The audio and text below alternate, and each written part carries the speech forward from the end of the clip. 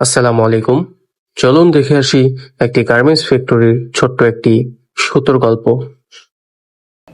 আমাদের গার্মেন্টস ফ্যাক্টরিতে প্রতিদিন এইভাবে অল্প অল্প করে হাজার হাজার সুতো অপচয় করা হচ্ছে। কেউ অপচয় করছে অবহেলা করে, আবার কেউ অপচয় করছে সঠিক নিয়ম না জানার কারণে।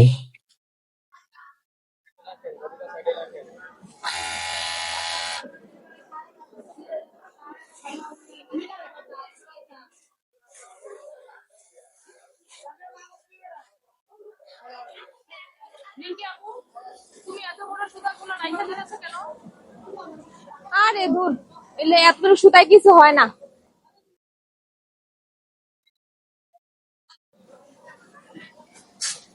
এই আপা, আচ্ছা কি দা ভাত আনছো লাঞ্চে?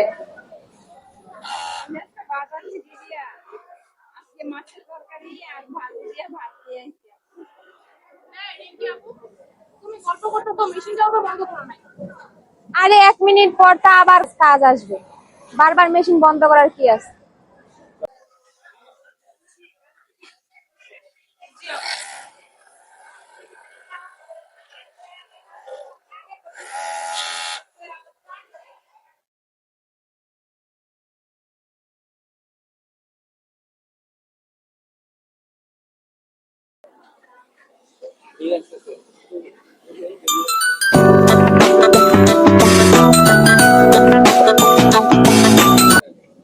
আমার ছেলে ফোন দিছে।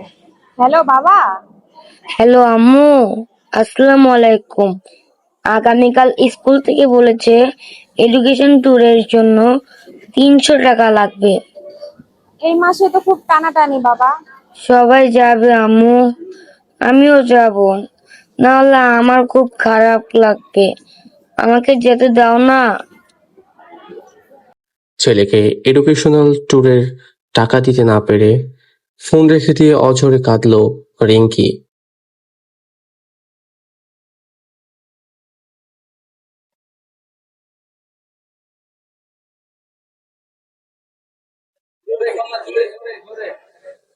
কিছু না আব্বা।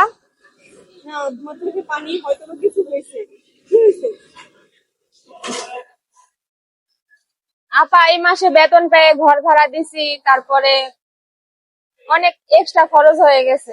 ছেলের একটা শার্টের জায়গায় 2টা শার্ট কিনছি শখ করে।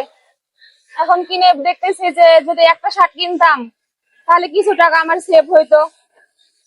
এখন মনে করেন আমার ছেলের স্কুলে একটা প্রোগ্রাম আছে, এই প্রোগ্রামে 300 টাকা দেওয়া লাগবে, এখন আমি দিতে পারতেছি না। এই টাকাটা আমি চালিয়ে দেবো। তুমি আমার চেম্বারে আসো।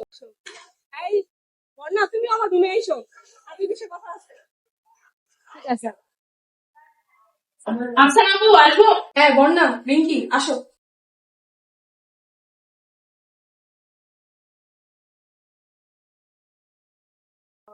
হ্যাঁ তারপর রিঙ্কি, তোমার কি অবস্থা?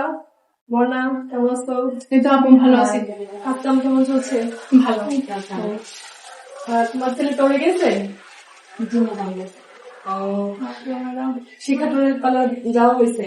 একটা জিনিস কিরম কি, আমাদের প্রয়োজন কিন্তু সীমিত, চাহিদা অক্লান্ত। এখন প্রয়োজনের অতিরিক্ত কিছু খরচ করাকে আমি কি বলি অপচয়। এখন যদি আমরা সবকিছু অপচয় করি তাহলে কিন্তু ভবিষ্যতে সঞ্চয় হিসেবে আমাদের কিছু থাকে না। আর যখন আমাদের প্রয়োজন পড়ে তখন কিন্তু আমাদের থাকে না করতে।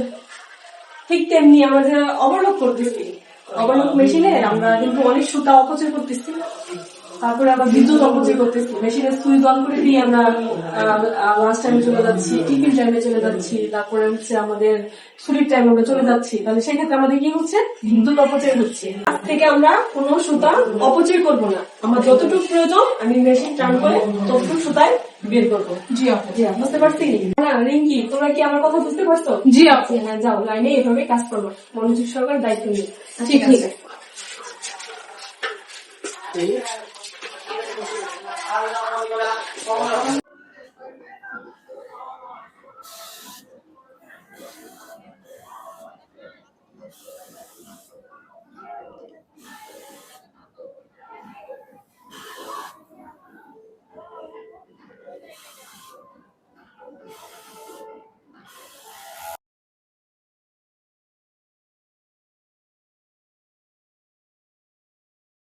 আরে রিঙ্কি আপু, আজকে তো তোমার অনেক পরিবর্তন মেশিন বন্ধ করে কথা বলতেছো? আরে বন্যা, গতকালকেই বুঝছি যে আসলে আমারই ভুল হয়ে গেছে। একটা সুতা বাঁচা মানে একটা টাকা বাঁচা, আর একটা টাকা বাঁচা মানে এই টাকা দিয়ে কোনো মা তার সন্তানের জন্য ওষুধ কিনতে পারবে, কিংবা কোনো বাবার জন্য ওষুধ কিনতে পারবে, বাবাকে ডাক্তার দেখাতে পারবে। আসলে আপু, আমরা যদি সবাই সচেতন হই আমাদের কোম্পানির সম্পত্তি রক্ষা করা সম্ভব। হ্যাঁ।